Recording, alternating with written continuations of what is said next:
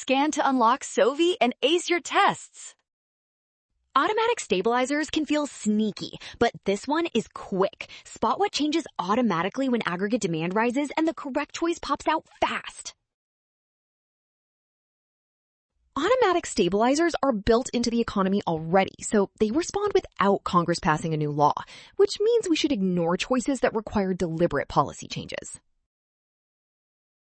When aggregate demand increases, output and income rise in the short run, so households earn more money, and automatic stabilizers should lean against that expansion instead of amplifying it.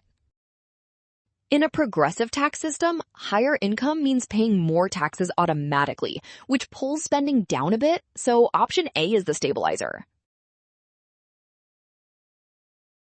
Well done! Option A. Scan now, don't rush signs. Trust what is given and check each step so automatic means no new law.